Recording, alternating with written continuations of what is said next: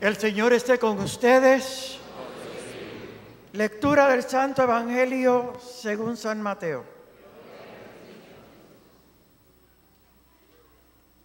Al enterarse Jesús de que Juan había sido arrestado, se retiró a Galilea y, dejando el pueblo de Nazaret, se fue a vivir a Cafarnaúm, junto al lago, en territorio de Zabulón y Neftalí, para que así se cumpliera lo que había anunciado el profeta Isaías: tierra de Zabulón y Neftalí, camino del mar al otro lado del Jordán, Galilea de los paganos. El pueblo que caminaba en tinieblas vio una gran luz. Sobre los que vivían en tierra de sombras, una luz resplandeció. Desde entonces comenzó Jesús a predicar, diciendo: conviértanse, porque ya está cerca el reino de los cielos. Una vez que Jesús caminaba por la tierra de la ribera del mar de Galilea, vio a dos hermanos, Simón, llamado después Pedro, y Andrés, los cuales estaban echando redes al mar, porque eran pescadores. Jesús les dijo: síganme y los haré pescadores de hombres. Ellos inmediatamente dejaron las redes y lo siguieron. Pasando más adelante, vio a otros dos hermanos, Santiago y Juan, hijos de Zebedeo, que estaban con su padre en la barca, remendando las redes, y los llamó también. Ellos, dejando enseguida la barca de su padre, lo siguieron. Andaba por toda Galilea, enseñando en las sinagogas y proclamando la buena nueva del reino de Dios, y curando a la gente de toda enfermedad y dolencia. Palabra del Señor. Gloria a ti, Señor.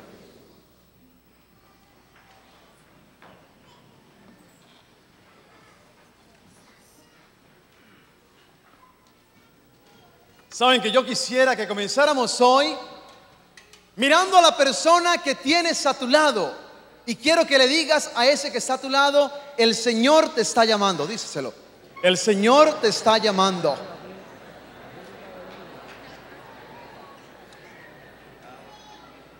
Y no se asuste, porque el otro día le dije a un señor americano que tiene como 78 años y quería que el Señor se comprometiera un poco en la parroquia, en el momento de las ofrendas, recogiendo las ofrendas. Y yo no sé por qué el Señor me puso en el corazón: dile que lo estoy llamando. Y me acerco donde el Señor después de misa, le digo: hermano, el Señor lo está llamando. Me dice: padre, todavía no me quiero ir. El Señor te está llamando, y te está llamando ¿a qué? Te está llamando a estar con Él. Te está llamando a estar en su presencia. Te está llamando para que vengas y disfrutes la vida con Él. Porque Dios quiere que tú disfrutes la vida, pero el mejor disfrute que podemos tener en la vida lo tenemos cuando Cristo está con nosotros. Cuando los discípulos estaban a la orilla del mar de Galilea, estaban trabajando, y seguramente que ellos estaban teniendo un buen tiempo, pero lo que ellos no se imaginaban era que ese mejor tiempo lo iban a tener todavía mucho más con Jesús al lado. Porque Jesús les dice: ustedes son pescadores, pero yo los haré pescadores de hombres. En otras palabras, yo los haré más de lo que ustedes son. Oye, hermano y hermana, esa es la buena noticia que yo te tengo para el día de hoy. Cuando Jesús te llama a estar con Él, Jesús lo hace con un propósito, para que tú y yo seamos más de lo que somos en este momento, para que tú y yo tengamos más de lo que tenemos en este momento, para que tú y yo disfrutemos más de lo que estamos disfrutando en este momento. Yo no sé por qué hay gente que cree que Jesús viene a nuestra vida a complicarnos la vida. Yo no sé por qué hay gente que cree que Jesús viene a tu vida a perturbarte el ritmo de tu vida. Y hay gente que tiene miedo de entregarle su corazón a Cristo porque cree que de una u otra manera ser cristiano es ser una persona amargada. Oye, hermano y hermana, yo quiero decirte una cosa. Por el contrario, cuando Cristo llega a tu vida, te reviste de felicidad y de gozo todos los días de tu vida, porque el gozo de tu corazón está en Cristo Jesús, y el gozo del Señor es nuestra fortaleza.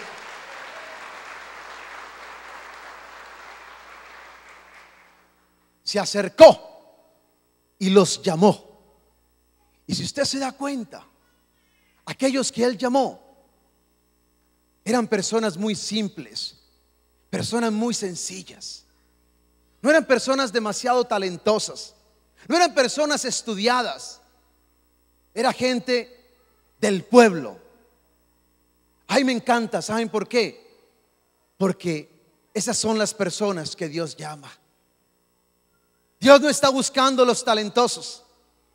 Dios no está buscando los habilidosos. Dios no está buscando los sabios. Dios simplemente está buscando corazones generosos que quieran seguirle a Él. Cuando tú lees la Biblia, te das cuenta, por ejemplo, en el Antiguo Testamento, cuando Dios llamó a Moisés y le dice: Moisés, yo quiero que tú vayas y hables con el faraón y le digas al faraón: deja salir a mi pueblo. ¿Y saben qué le dice Moisés a Dios? ¿Estás bromeando o qué? ¿No te das cuenta que yo soy tartamudo? Oye, hermano y hermana, Dios llama a un tartamudo para que hable con el faraón. Yo imagino que Moisés le dijo a Dios: Señor, olvídalo, olvídalo. ¿Usted se imagina el faraón escuchando a un tartamudo?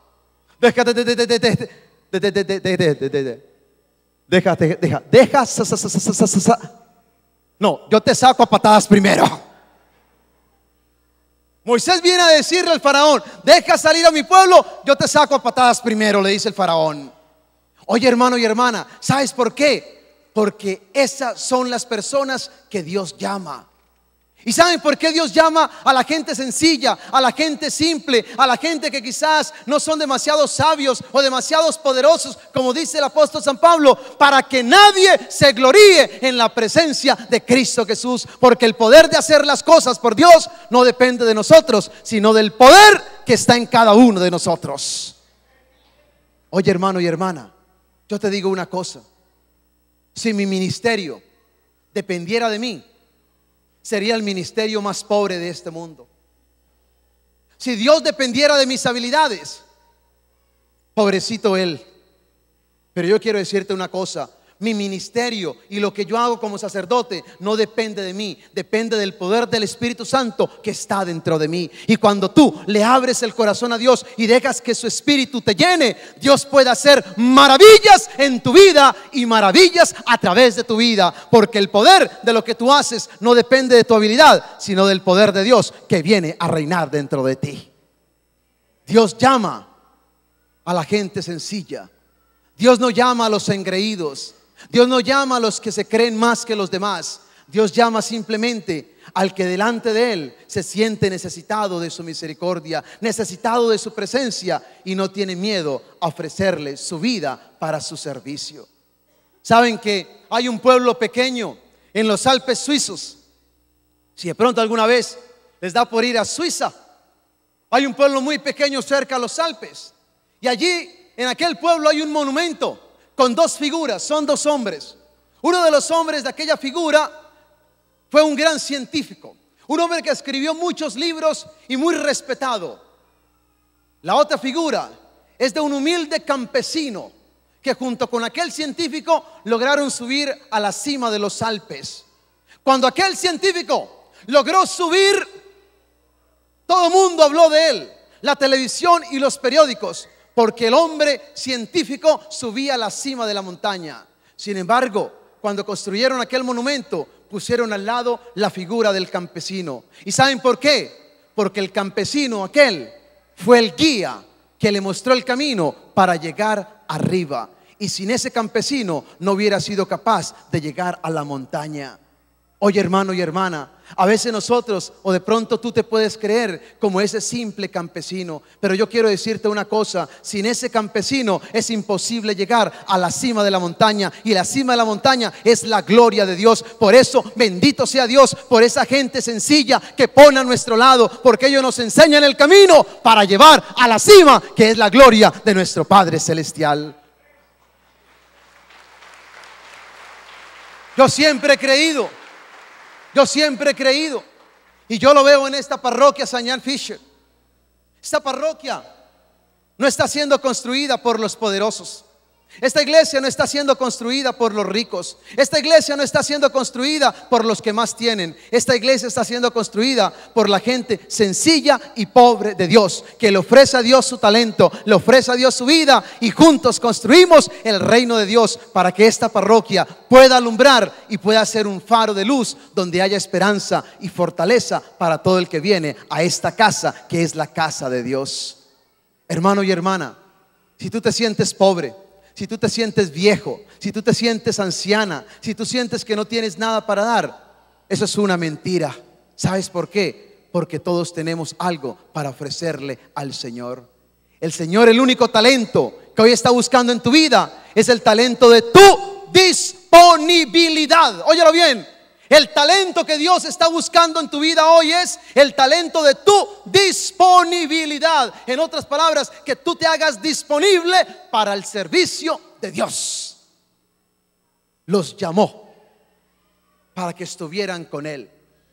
Pero aquí viene lo segundo: los llamó para que ellos crecieran en compañía de Él. En otras palabras, nosotros los cristianos tenemos que crecer. ¿Saben cómo se distingue una flor, una que está viva, de una que está muerta? Porque la que está viva está siempre creciendo. En otras palabras, el crecimiento es evidencia de que hay vida. Todo lo que está vivo crece. ¿Ustedes han visto que uno no para de crecer? Uno no para de crecer. Ustedes han visto que entre más anciano uno se hace, más orejón se hace. Porque dicen que las orejas nunca paran de crecer. El día en que a usted le deje de crecer las orejas, está muerto, Señor. Pero fíjense, uno nunca deja de crecer. ¿Por qué? Porque estamos vivos. Solo el que está muerto no crece. ¿Cómo un cristiano realmente se sabe que está vivo? Cuando ese cristiano crece en la gracia y en el conocimiento de Dios. Óyelo bien, crece en gracia. No estoy diciendo crece en grasa. Y el apóstol lo va a decir: hay que crecer en la gracia y en el conocimiento de Dios. A veces yo siento que hay muchas iglesias que están engordando, pero no están creciendo. ¿Saben cuál es la diferencia entre una iglesia gorda y una iglesia que crece? Una iglesia gorda tiene mucha gente, pero una iglesia que crece puede tener poco, pero los pocos que están comprometidos con la causa del Señor. Yo les voy a decir una cosa: yo no quiero que St. Jan Fisher sea una parroquia gorda. Yo quiero que St. Jan Fisher sea una iglesia que crece, y solo podrá crecer cuando todos ustedes que están aquí se comprometan con esta parroquia, que es la parroquia de Cristo Jesús el Señor. Les voy a contar acerca de una iglesia que eventualmente murió. Y esa iglesia tenía 4 miembros. Escuchen bien. ¿Saben cómo se llamaban los miembros? 4 personas. Uno se llamaba Todos, otro se llamaba Alguien, el otro Alguno y el otro Ninguno. Todos, Alguien, Alguno y Ninguno. Una vez el sacerdote habló con ellos y les dijo que quería que todos se comprometieran porque que le iban a arreglar el techo a la iglesia. Todos pensaron: aunque a todos se les pidió el favor, todos pensaron, alguien lo hará, alguien lo podía hacer. Pero ¿saben quién lo hizo? Ninguno. Y todos se enojaron contra alguien, porque nadie hizo lo que alguno pudo haber hecho. ¿Y saben cuál era el miembro más fiel de aquella parroquia? Ninguno. Ninguno visitaba a los enfermos, ninguno saludaba, ninguno leía la Biblia, ninguno colaboraba. Hasta que la iglesia se fue muriendo. Y al final, ¿saben qué? Alguien decidió irse de la iglesia, pero no se fue solo, sino que alguien se llevó a alguno y luego se llevó a todos. ¿Y saben quién quedó en la iglesia? Ninguno. A veces yo siento que esa puede ser la iglesia de nosotros. ¿Saben por qué? Porque ninguno hace lo que está llamado a hacer. Y yo te digo una cosa, hermano y hermana, lo que yo quiero y lo que Cristo Jesús quiere para St. John Fisher es una iglesia donde cada bautizado esté comprometido con el Señor y con su iglesia. Hay que pasar de ser una iglesia donde nos alimentan a ser una iglesia que alimenta. Óyelo bien. Y eso se llama crecimiento. Cuando tú te das cuenta que tus hijos han crecido, cuando ya no los tienes que alimentar más, ya ellos se saben alimentar y más aún son capaces de alimentar a otros. Eso se llama madurez. Así pasa en la vida de la fe. Cuando hemos crecido y somos maduros en la fe, cuando simplemente ya no nos tienen que alimentar, sino que nosotros somos capaces de alimentar a otros, porque hemos crecido en nuestra fe en Cristo Jesús. Y tercero, Jesús los llamó para estar con Él, para crecer con Él y para luego enviarlos. Para luego enviarlos. Llega un momento donde tú y yo tenemos que dejar de ser seguidores para convertirnos en líderes. Y somos enviados.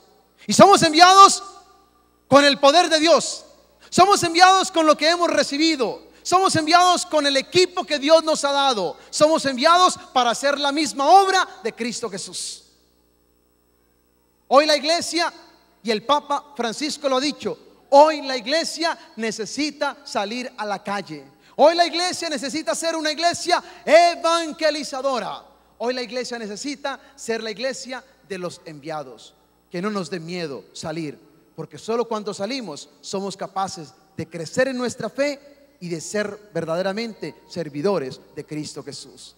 Saben que yo estaba leyendo el otro día que la muralla china, ¿saben cuántas millas tiene la muralla china? 1800 millas. Y cuando los chinos construyeron la gran muralla, la hicieron para evitar ser atacados por los bárbaros. Pero los chinos cometieron un error muy grande, porque óyelo bien, tratando de protegerse del ataque de los enemigos, se encerraron como pueblo y empezaron a empobrecerse como imperio y como nación. Cuando uno se encierra en sí mismo, uno deja de crecer. Y a veces nosotros colocamos alrededor de nosotros murallas de protección. Y oye, hermano y hermana, yo te voy a decir una cosa. Nosotros los cristianos no podemos estar encerrados. Nosotros los cristianos hemos sido creados para salir, para anunciar y para llevar el buen mensaje que Cristo está con nosotros y que en Cristo somos más que vencedores. Hoy la iglesia necesita de ti. Hoy el Señor te está llamando. La pregunta que yo te hago es: ¿y cuál es la respuesta que tú le estás dando al Señor? Yo espero en Dios que ojalá hoy puedas escuchar este mensaje y que tú le puedas decir a Él: Señor, quizás no tengo mucho para darte, quizás no tengo mucho para ofrecerte, quizás mis talentos son muy reducidos, pero lo poco que tengo te lo doy a ti, porque tú te entregaste por mí y lo menos que puedo hacer es entregarme por ti. Que Dios nos bendiga, que su Espíritu nos fortalezca y que esta iglesia de St. John Fisher no sea una iglesia gorda, sino una iglesia que crece por el poder del Espíritu Santo que está en cada uno de nosotros. Que así sea.